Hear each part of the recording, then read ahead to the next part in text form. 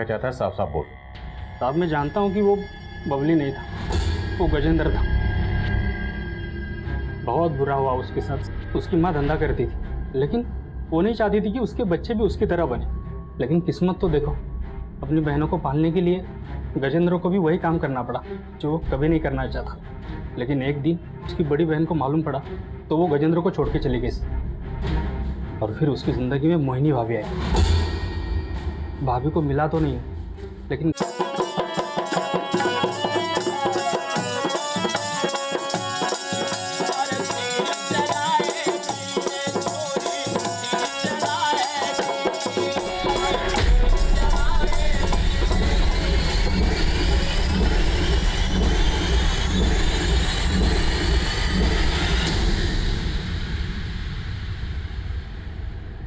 क्या हुआ जी?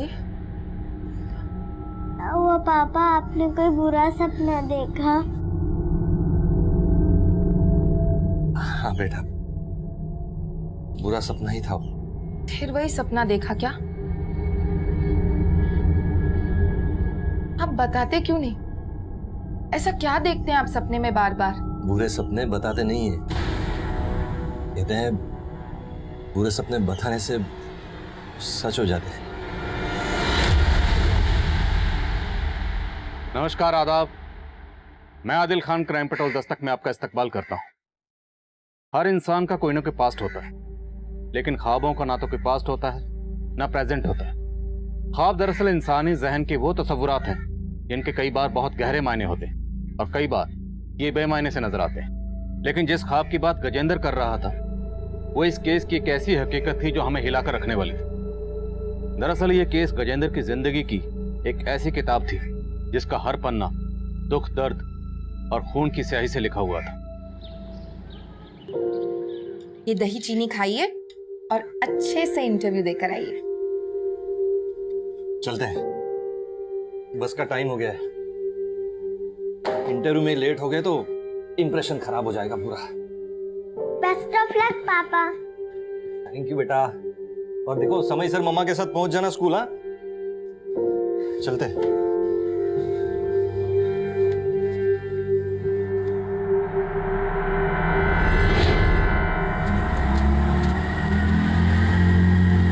बस बस बस दादा।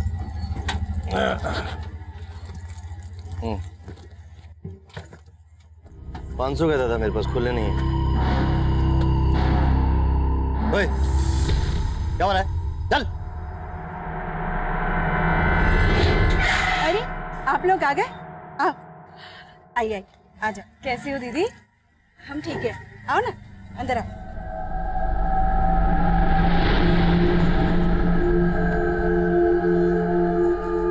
अरे हर्षु, ऐसे टुकुर टुकुर क्या देख रहा है? आ इधर आ, देख कौन आया है। आ ना, नमस्ते कर। ये तेरी मौसी है। नमस्ते माँ, आपने कभी बताया नहीं इनके बारे में। वो क्या है ना हर्षु, तुम्हारी मम्मी राज छुपाने में एकदम माहिर है। कैसे राज? अरे बेटा कुछ नहीं, इसे जरा मजाक करने की आदत है। इस शहर में इसकी नौकरी लगी है और वो नौकरी तेरे पापा ने ही लगाई है, इसलिए आज से हमारे साथ इसी घर में रहेगी। हर्षु, ये तुम्हारे लिए। नहीं मौसी, रहने दो। अरे ले ले बेटा, इतने प्यार से दे रही है, ले ले रख ले। दीदी, मैं आपके लिए भी कुछ लाई हूँ। हमारे लिए पूरे 75,000 का है। बहुत।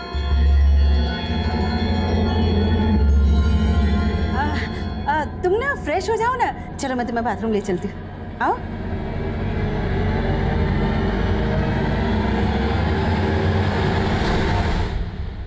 कहाँ थे आप? कब से फोन लगा रहे हैं?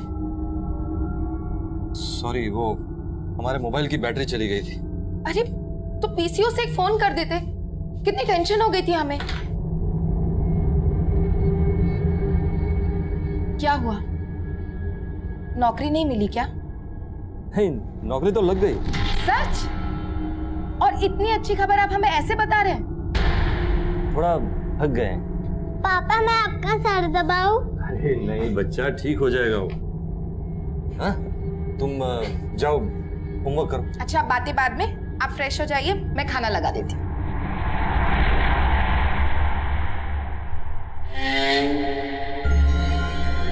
क्या बात है हर्षु, बड़ी जोर शोर से पढ़ाई हो रही है।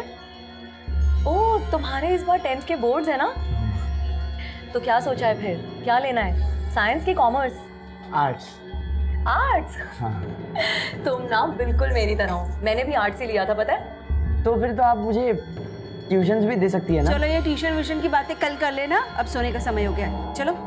ठीक है माँ, अब आप और मासी ऊपर सो जाइए, मैं पापा का बिस्तर यहाँ लगा दूंगा। अब नहीं बेटा, वो क्या है ना कि तू रात भर पढ़ाई करेगा तो तेरे पापा को डिस्टर्ब होगा ना। हाँ, तो हम तीनों एक ही कमरे में सो जाते हैं ना। मैं और तेरी मासी बेड पर सो जाएंगे और तेरे पापा नीचे चटाई बिछा के सोएंगे। जी क्यों, ठीक है ना? हाँ ठीक है, तो पढ़ाई कर, चलो।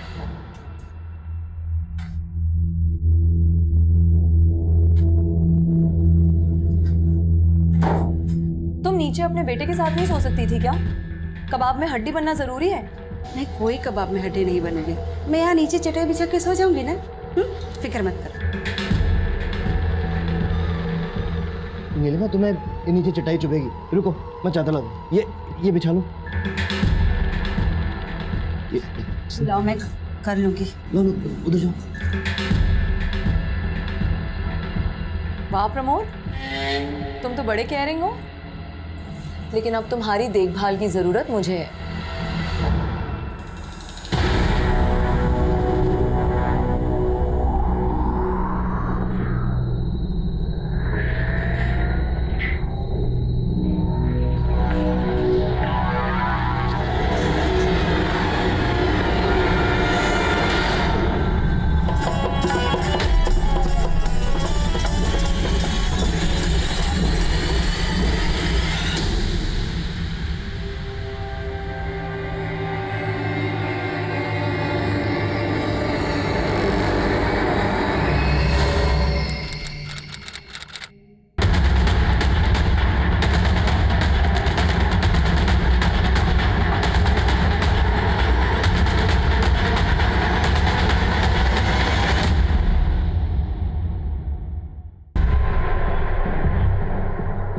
फिर ये तो कोई किन्नर लगता है।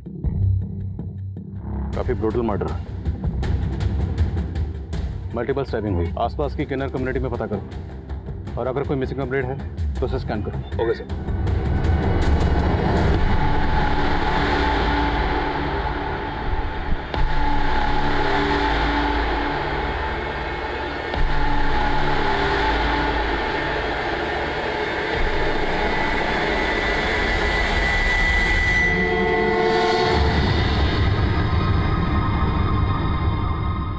मम्मी पापा का फोन लगा? नहीं लगा बेटा, लेकिन तू परेशान मत हो, तेरे पापा जल्दी आ जाएंगे। आप रात से यही कह रहे हो, पापा कब आएंगे? आ जाएंगे बेटा, आ जाएंगे। सर, हमें सर जो लाश हमें जंगल में मिली थी वो किन्नर की नहीं थी सर, वो लाश एक आदमी की थी। आदमी? तो फिर औरत के भेस का क्या चक्कर हो सकता है? सर एक मिसिंग कंप्लेंट फाइल हुई थी इस गजेंद्र नाम के आदमी की। सर गजेंद्र की शक्ल उस लाश से मिलती है जो हमें जंगल में मिली थी। इसकी मिसिंग कंप्लेंट इसकी वाइफ ने दर्ज करवाई थी।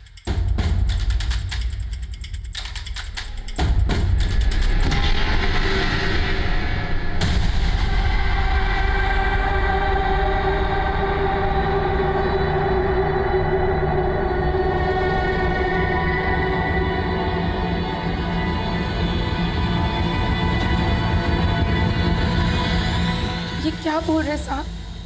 वही बोल रहे हैं जो हमने देखा, जो हमारे सामने आया।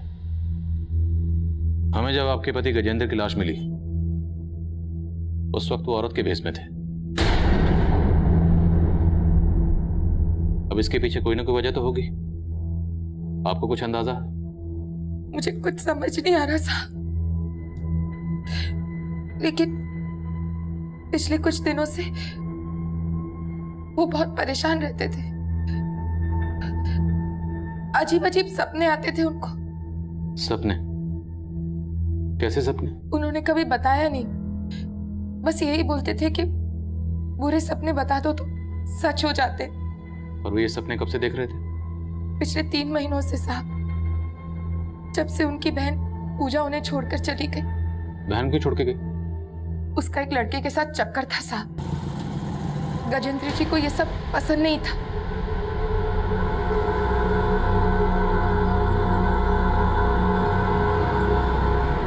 पूजा, हमने कहा था ना तुझे उस लड़के से दूर रहने के लिए। ठीक नहीं है वो लड़का।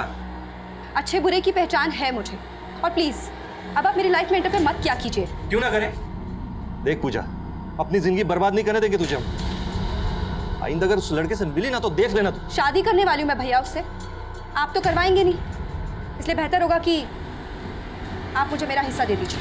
वो तो पूजा को समझाना चाहते थे, लेकिन पूजा 3 महीने पहले हमारी सारी जमा पूंजी, गहने सब चोरी करके भाग गई उस लड़के के साथ। वो लड़का कौन था जिसके साथ वो भागी?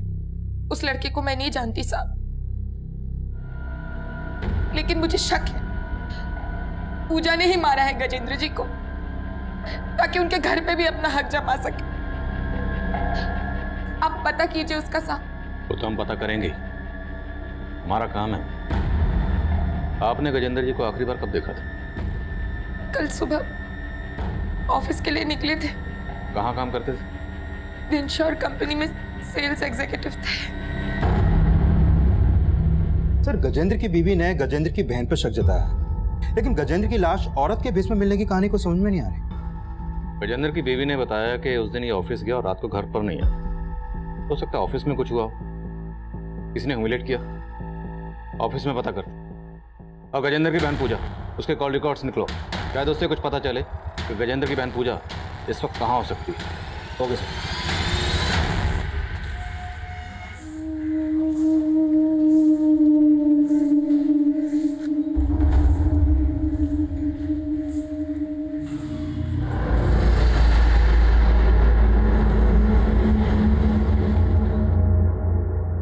माँ, माँ, आप वो सीमा मौसी को कहीं और किराए पे लेके रहने को कहिए ना। उनके रंग ढंग अच्छे नहीं लग रहे। ये कैसे बातें कर रहा है तू? क्या बात है? आप जब कल घर पे नहीं थी ना, तो आपको पता है क्या हो रहा था? क्या हुआ?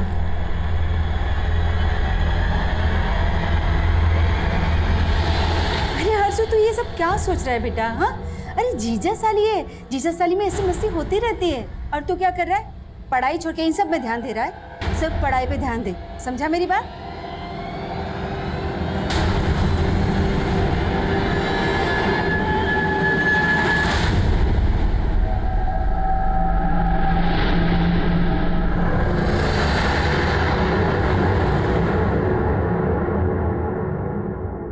हमें इस गजेंद्र के बारे में बात करनी, जो आपके यहाँ पे सेल्स एग्जीक्यूटिव का काम करता था। नहीं सर, ये हमारे यहाँ प्यून था। क्या? यस सर, गजेंद्र यहाँ प्यून था। 1 महीने पहले वो यहाँ सेल्स एग्जीक्यूटिव जॉब की इंटरव्यू के लिए आया था, लेकिन तब तक वो जॉब हम किसी और को दे चुके थे। सर देखिए, मैंने आपसे कहा ना। नहीं सर, ये जॉब नहीं, वो आपने बाहर लगाया ना प्यून वाला जॉब, सर वही दे दीजिए सर। काम की बहुत जरूरत है सर। सर वो ग्रेजुएट था, फिर भी वो प्यून की नौकरी करने के लिए तैयार था। उसकी मजबूरी देखकर मुझे उस पर तरस आ गया और 1 महीने पहले ही मैंने उसको प्यून की नौकरी दे दी। परसों वो जॉब पर आया? हाँ सर, आया था, लेकिन वो हाफ डे लेकर चला गया था। हाफ डे क्यों चाहिए था? उसने कुछ बताया? क्या काम है, कहाँ जाना है? बताया तो नहीं था, लेकिन आए दिन वो हाफ डे की छुट्टी मांग लेता था। सर प्लीज, बहुत जरूरी काम है। तुम्हें आए दिन जरूरी काम होता है? आज आखिरी बार जाने दे रहा हूँ, दोबारा हाफ डे मांगा ना तो घर पर ही रहना, वापस काम पर मत आना। उसी रात हमें गजेंद्र की लाश मिली, और जब हमें उसकी लाश मिली वो औरत के भेष में था। औरत के भेष में? जी। गजेंद्र की आपके ऑफिस में किसी से कोई झगड़ा, कोई लड़ाई? नहीं, ऐसे तो कुछ नहीं था, लेकिन वो आदमी बहुत जुगाड़ू था।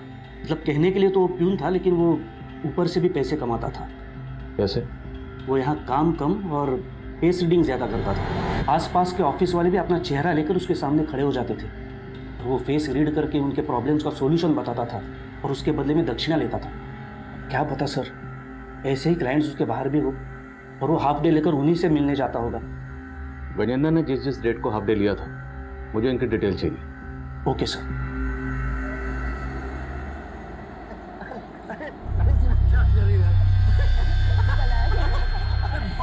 अरे तकलीफ हो रही है यार। अरे सीमा क्या कर रही है यार? अरे तकलीफ हो रही है यार। क्यों? तुम्हें तुम्हारी बीवी के सामने अपनी गर्लफ्रेंड के साथ रोमांस करना अच्छा नहीं लग रहा है क्या? बोलो बोलो बोलो ना।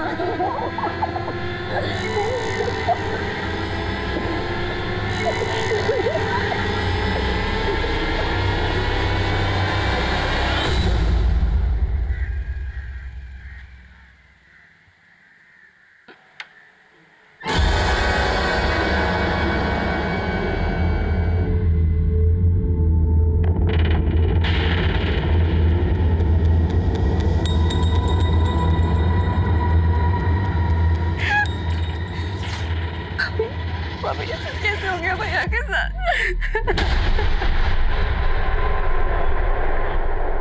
तू क्या कर रही है यहाँ? चल बाहर निकल, तू बाहर निकल। भाभी आप ये क्या कर रही है? अपने भाई को मार डाला, अब यहाँ नौटंकी करने आ गई। अब क्या मुझे और इंदु को भी मारना चाहती है तू? भाभी आप गलत समझ रही हैं। मुझे भैया के बारे में पता चला, आपसे मिलने आ गई। मैं गलत समझ रही हूँ? रुक जा, बताती हूँ तुझे। अभी क्या कर रही हैं आप? ये है मेरे पति के हत्यार। बुला पुलिस को, बुला पुलिस को। अंदर चलो यहाँ से।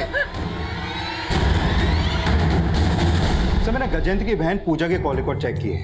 सर 3 महीने पहले जब पूजा का फोन बंद हुआ तो पूजा के फोन से एक दीपक नाम के लड़के को बार बार कॉल हो रहे थे। सर ये है वो दीपक। हो सकता है लड़का दीपक वही हो जिसके साथ गजेंद्र की बहन पूजा ने भागकर शादी की थी। लेकिन सर गजेंद्र के कॉल रिकॉर्ड में दीपक के ही नाम से रजिस्टर्ड एक और नंबर मिला है जिससे गजेंद्र को पिछले 3 महीने से लगातार कॉल हो रहे थे। और मैंने चेक किया कि गजेंद्र का फोन ऑफिस के बाद अक्सर निगमपुर में एक्टिव रहता था और जिन दिनों गजेंद्र ने ऑफिस से हाफ डे लिया था तब भी उसका फोन निगमपुर में ही ट्रेवल कर रहा था। और सर जिस रात गजेंद्र की हत्या हुई तब भी उसका फोन निगमपुर में ही एक्टिव था। और ये दीपक, इसका नंबर भी निगमपुर में रजिस्टर्ड है? नहीं सर, दीपक का नंबर ज्योति नगर के एड्रेस पर रजिस्टर्ड है। सर गजेंद्र की बहन अभी भी अपने पति के साथ गजेंद्र के घर आई है और सर गजेंद्र की बीवी का उसके साथ काफी झगड़ा हुआ।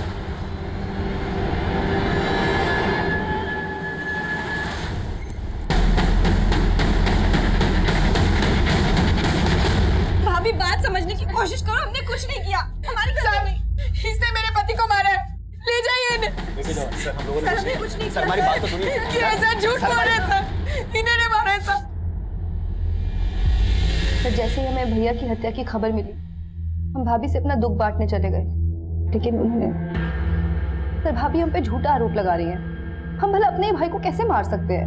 हमारी भाभी का तो ये भी कहना है कि पिछले 3 महीने से तुमने अपने भाई की कोई खबर नहीं ली। लेती भी कैसे? अपने भाई के घर से पैसे और गहने लेकर जो भागी थी। नहीं सर, हम मानते हैं कि हमने गजेंद्र भैया के खिलाफ जाकर दीपक से शादी की थी, लेकिन कोई चोरी करके नहीं भागे थे हम। लेकिन अपने भाई से हिस्सा तो मांग रही थी।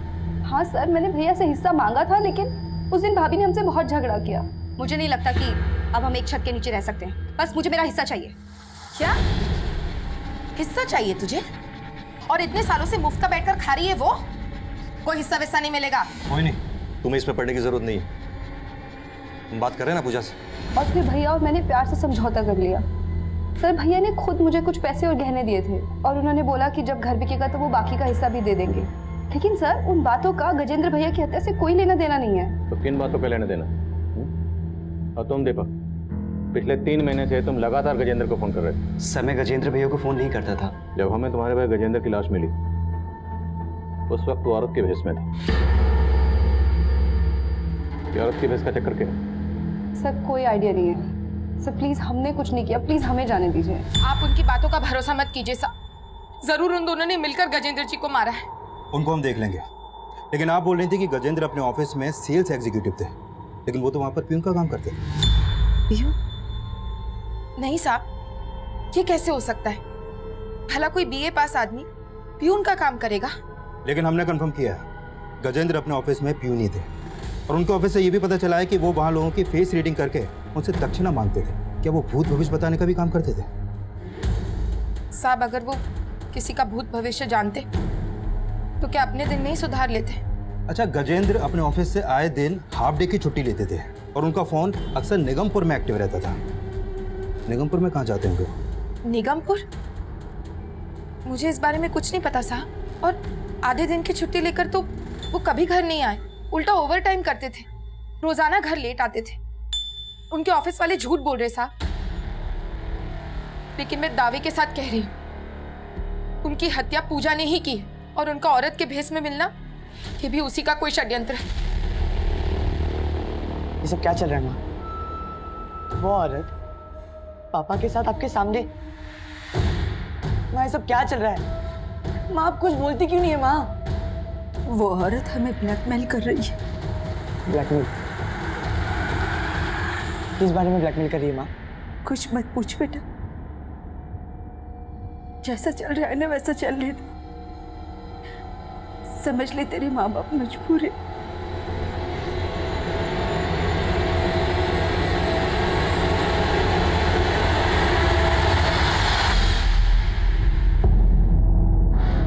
क्या हो रहा है?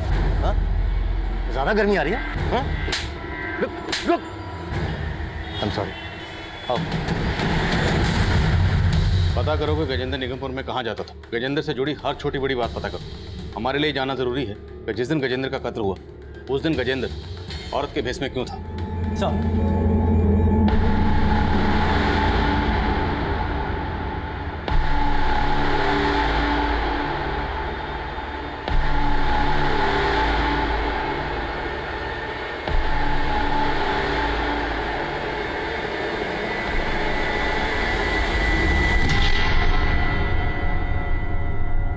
क्या हुआ पूजा?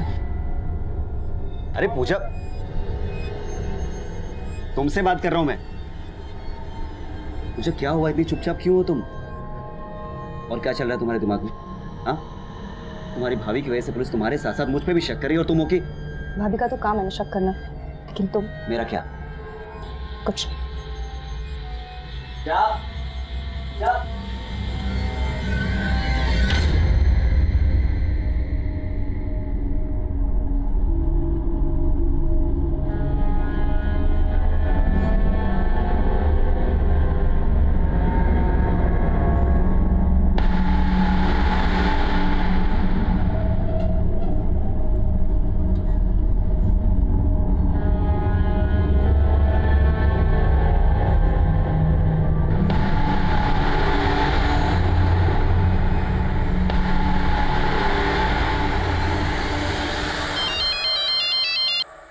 हेलो, मोहिनी जी कैसी हैं आप? कौन बोल रहे? मैं आपका शुभचिंतक बोल रहा हूँ। मैं जानता हूँ कि आपके पति गजेंद्र को किसने मारा। कौन बोल रहे हो तुम? अरे ये जान के क्या करेंगी, लेकिन आप इस गलतफहमी में मत रहिएगा कि आपके पति गजेंद्र को उसकी बहन पूजा ने मारा। दरअसल उसे किसी और ने मारा। किसने?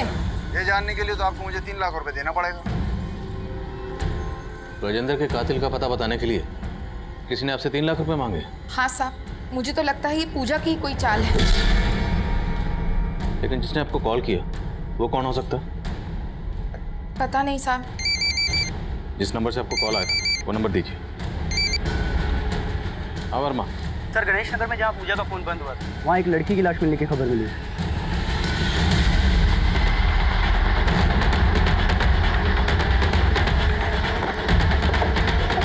जैन सर, लाश के पास से ये पूजा शर्मा नाम की आईडी मिली।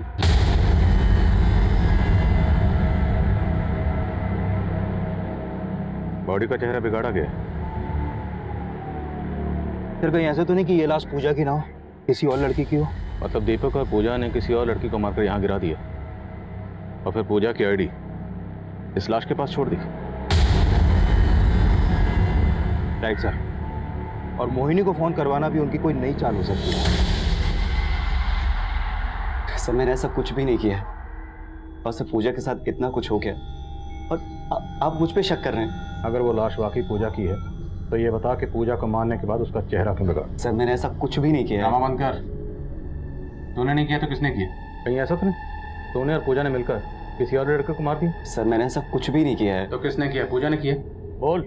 Sir sir, sir, sir, sir, मैं आपको सब कुछ सच सच बता रहा हूँ, कुछ भी नहीं छुपाऊंगा सर। बोल। सर, ये सच है कि पूजा ने मेरे साथ भाग के शादी की थी और वो पैसे और गहने लेकर आई थी और वो सब कुछ घर से चोरी करके लाई थी। आप पूजा, ये इतने सारे पैसे और गहने कहाँ से लाई तुम? ये गहने मेरे भाभी के हैं और ये पैसे मेरे भैया के। उन्होंने तो मुझे मेरा हिस्सा देने से साफ मना कर दिया था ना, तो बस मैं चोरी करके ले आई। चोरी? हाँ, और अभी तो ये शुरुआत है, अभी भैया को मुझे मेरा हिस्सा भी देना पड़ेगा। सर उसके भैया भाभी के लिए पूजा के दिल में जहर भरा था। वो गजेंद्र भैया से पैसे निकलवाने के लिए उन्हें फोन करके ब्लैकमेल करती थी। भैया आपको मुझे अभी 15 लाख और देने हैं। अब अगर आपने मुझे पैसे नहीं दिए ना तो मैं भाभी को बता दूंगी कि आप क्या हैं।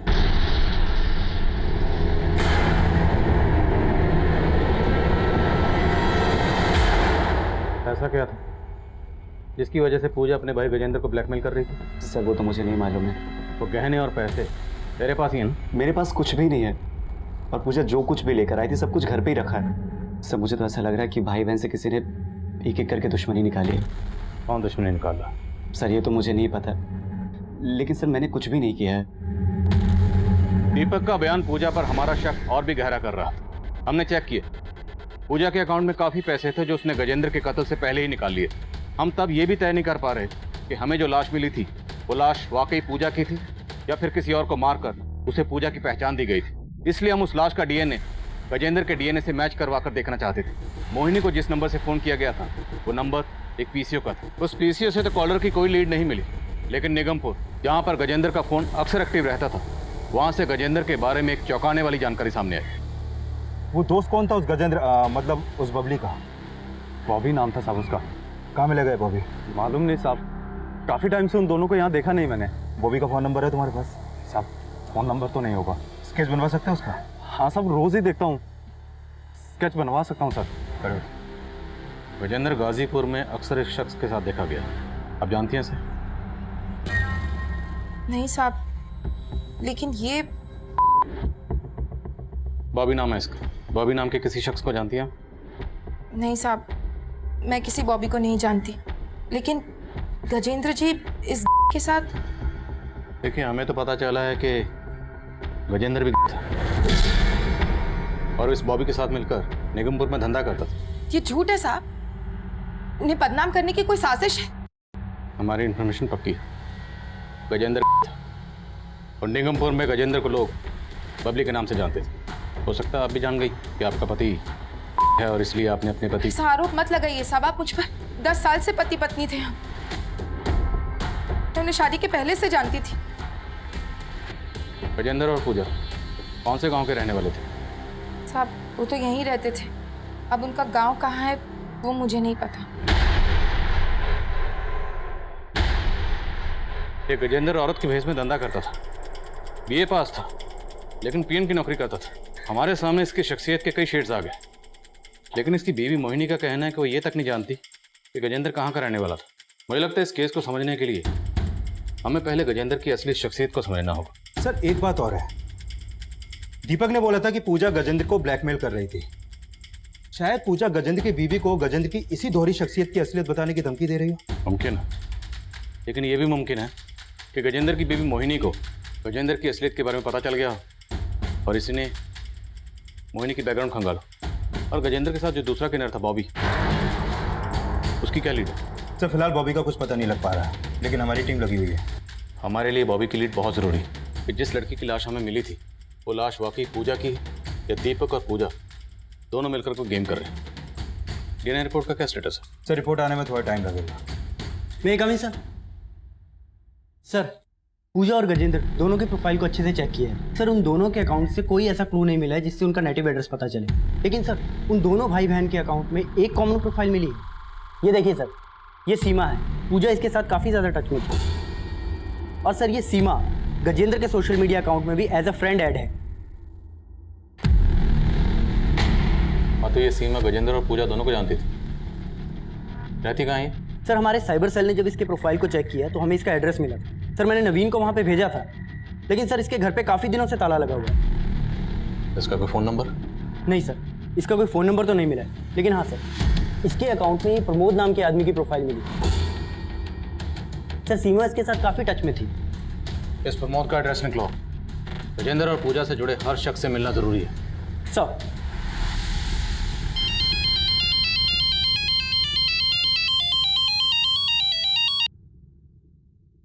हेलो। कैसी हो मोहिनी जी? मेरे 3 लाख रुपए का इंतजाम कर दिया आपने? 3 लाख? अरे मैंने आपको बोला था ना कि आप मुझे 3 लाख रुपए देंगी तो मैं आपको बताऊंगा कि आपके पति को किसने मारा है। पर तुम हो कौन?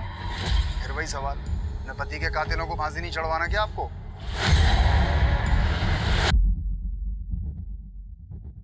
सर, अभी अभी गजेंद्र की बीवी मोहिनी को एक कॉल आया था। उसका फोन हमारे सर्विलेंस पे था, इसलिए उनके बीच में जो भी बातें हुई हमने रिकॉर्ड कर ली। चलो। ये मोहिनी जी, हमें मालूम है आपको अभी फोन आया था। मुझे भी कुछ समझ में नहीं आ रहा, वो कौन आदमी है जो बार बार फोन करके ये सब बोल रहा है? मोहिनी जी, ये जो कोई भी है आपकी जान पहचान का ही है। हमें जानने वाला? जी। आपको आइडिया है ये कौन हो सकता है? नहीं साहब। कोई बात नहीं, हम पता लगा रहे हैं। तो जिस नंबर से अभी मोहिनी को कॉल आया है वो नंबर एक दूसरे पीसीओ का था। अपने कांस्टेबल को भेजा है वहाँ पर। लगता तो नहीं उस पीसी से कोई लीड मिलेगी, क्योंकि ये जो भी है बहुत शातिर है। हर चाल बहुत सोच समझ के चल रहा है। ये सब गजेंद्र की बीवी मोहिनी की तो कोई चाल नहीं है। देखने में तो सीधी साधी लगती है, बट यू नेवर नो। हो सकता है ये सारे कॉल्स वो खुद ही किसी से करवा रही है ताकि हमें उस पर शक ना हो। देखते हैं। सर सीमा जिस प्रमोद नाम के आदमी के साथ टच में थी, उसका हमने सोशल मीडिया अकाउंट से एड्रेस निकाल लिया। गुड।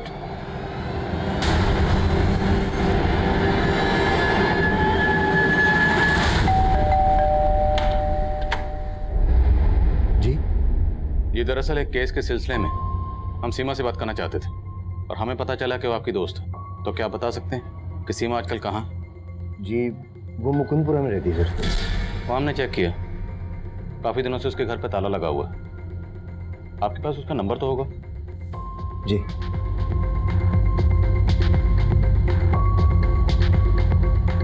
स्विच ऑफ है सर। कोई दूसरा नंबर है उसका? नहीं सर।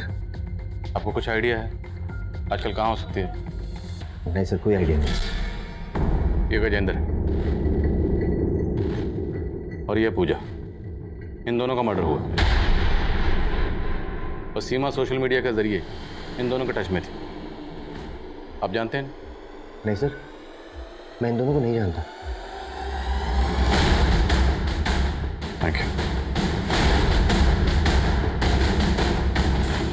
आई थिंक ये जरूर कुछ छुपा रहा है। आस पड़ोस में इसके बारे में सब कुछ पता करो। Okay sir. हाँ शर्मा, बोलो। सर, गजेंद्र के घर की रजिस्ट्री पेपर से उसके गांव का पता चला है। तो सहारनपुर के उनिया गांव का रहने वाला है। तुरंत वहां जाओ, गजेंद्र और पूजा के बारे में सब कुछ पता करो। Okay sir.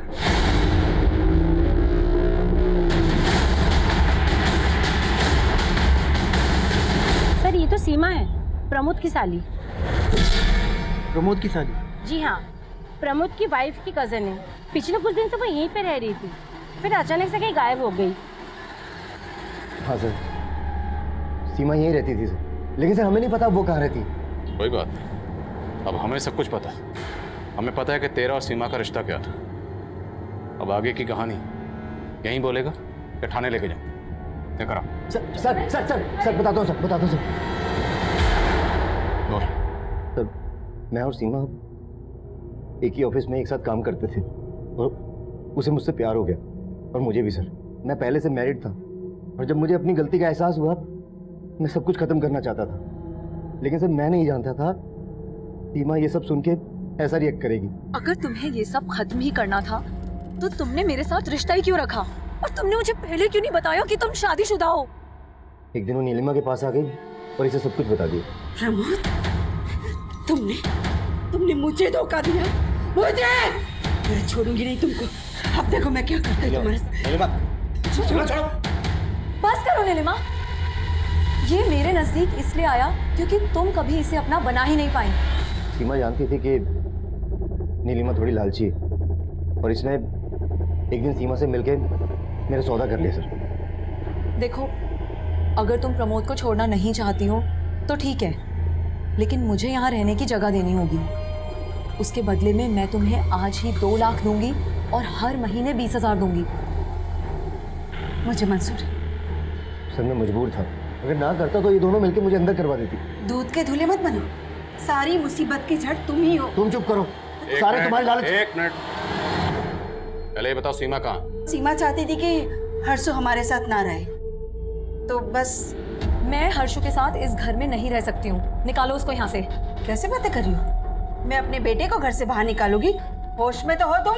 तुम्हें अपने बेटे के साथ इस घर में अगर रहना है तो रहो। मैं प्रमोद को लेके यहाँ से जा रही हूँ। चलो प्रमोद। ऐसे कैसे लेके जाओगी? पति है मेरे वो।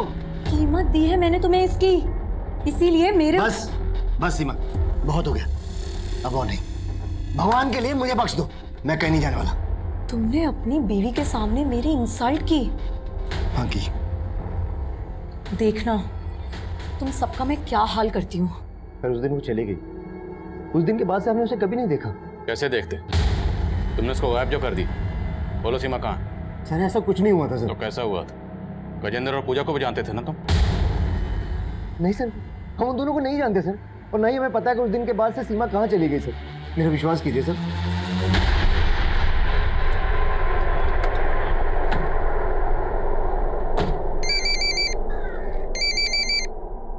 हाँ तिवारी। सर गजेंद्र के गांव से कई चौंकाने वाली बातें पता चली हैं। वो सीमा जिसके पूजा टच में थी, वो गजेंद्र और पूजा की बहन। सीमा गजेंद्र और पूजा की बहन? हाँ सर, ये तीनों बच्चे गिरधारी और सावित्री के थे। गिरधारी की मौत काफी पहले ही हो गई थी, फिर उनकी माँ ने एक रमेश नाम के आदमी से शादी की थी। सर ये रमेश नौटंकी ग्रुप चलाता था और 20 साल पहले उसकी भी हत्या हो गई।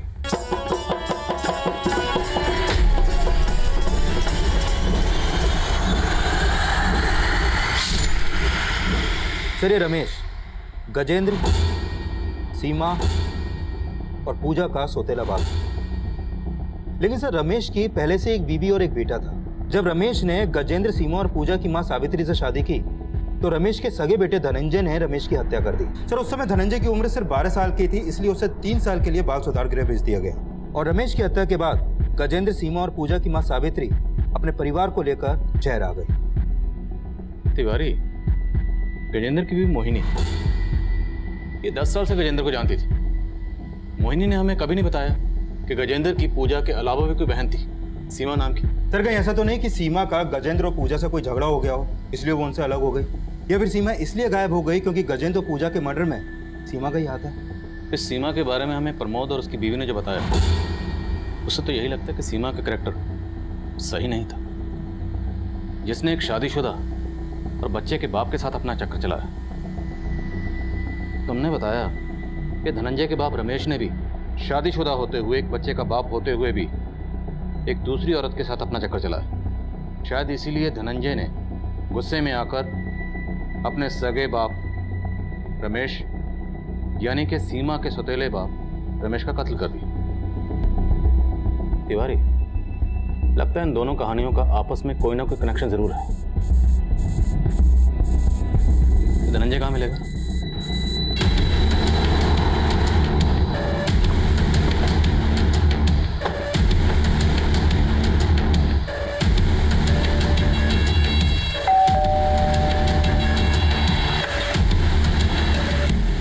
जी धनंजय? नहीं धनंजय, बताइए। सर मेरी माँ को मेरे बाप ने धोखा दिया था और मैं उस समय बर्दाश्त नहीं कर पाया था। तो बाप का गुस्सा अब तक तुम्हारे? सर जो मैंने किया था उसकी सजा मैं पा चुका। मुझे नहीं पता कि अब वो लोग कहाँ रहते हैं, और उनकी माँ ठीक औरत नहीं थी। मेरे बाप के अलावा उसने कई और मर्दों को फांस रखा था। मुझे नहीं पता किसने क्या किया है। किसकी बात कर? सर बात पुरानी है, मुझे ठीक से याद भी नहीं है, लेकिन लोग बोलते हैं कि गजेंद्र की माँ प्रोस्टिट्यूट थी। धनंजय का यह बयान सही साबित हुआ कि गजेंद्र, सीमा और पूजा की मां प्रोस्टिट्यूट थी, जो सालों पहले गुजर चुकी थी। लेकिन इन सारे मर्डर्स के पीछे किसी का क्या मोटिव था, वो अभी तक सामने नहीं आया। और वो लाश पूजा की ही थी या किसी और की, ये राज भी अभी तक बरकरार था। और सीमा के गायब होने की कहानी भी हम समझ नहीं पा रहे थे।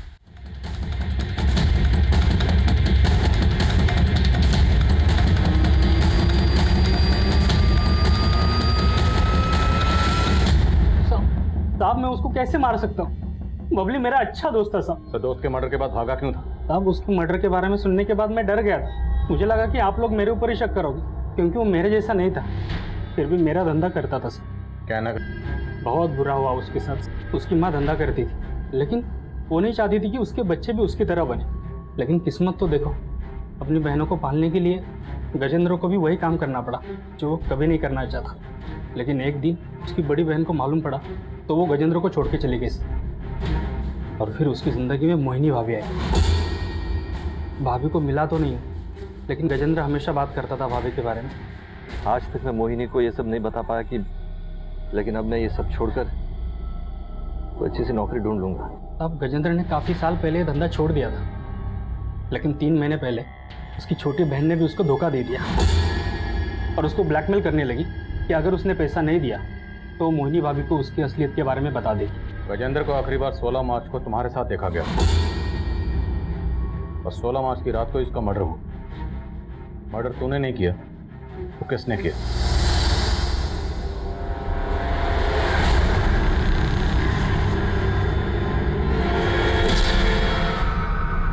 कौन था गाड़ी?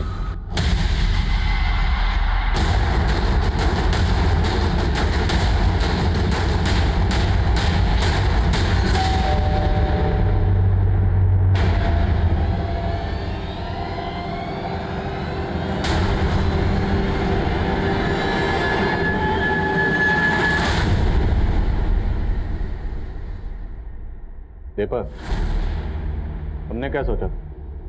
तुम हमें नहीं बताओगे तो हमें पता नहीं चलेगा कि धनंजय तुम्हारा मौसेरा भाई। और तुम धनंजय, 20 साल पहले तुमने अपने बाप का कत्ल किया। हाँ सर, 20 साल से 9 साग में चल रहा था। मेरा बाप ही मेरा दुश्मन नहीं था, गजेंद्र की माँ और उसका सारा खानदान मेरा दुश्मन था। मुझे उन सब से बदला लेना था।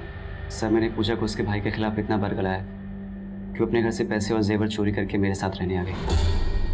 फिर हमने पूजा के जरिए उससे बहुत सारा पैसा वसूला और उसके बाद हमने गजेंद्र को मारने की प्लानिंग की। और सर, हम उसका पीछा करते हुए निगमपुर गए। अबे देख क्या रहा है? अंदर बैठ, गाड़ी में बात करनी है तुझसे। हमने उसे सुनसान जगह ले जाके उसकी हत्या कर दी। और सर, हमें मालूम था कि गजेंद्र की हत्या के बाद उसकी बीवी का शक पूजा पे ही जाएगा। और मुझे पता था कि पूजा अपनी बहन सीमा के टच में है।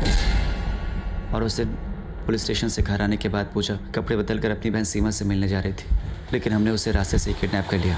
और हमने पूजा का चेहरा इसलिए बिगाड़ा ताकि आपको लगे कि पूजा ने कोई गेम प्लान किया। और फिर हमने गजेंद्र की बीवी को फ़ोन किया और बोल दिया कि गजेंद्र का खून पूजा ने नहीं किया है, बल्कि किसी और ने किया है। और सर, हमें ये मालूम था कि गजेंद्र की बीवी आपको ये सब कुछ बताएगी, लेकिन आप उस पर शक करेंगे। लेकिन सर, हमारा प्लान इससे भी ऊपर था। हमने पूजा के बाद सीमा को मारने का प्लान बनाया। और हमने सीमा को मार के इस तरीके से गायब किया जिससे आपको ये लगे कि सीमा ही अपने भाई बहन को मार के भाग गई।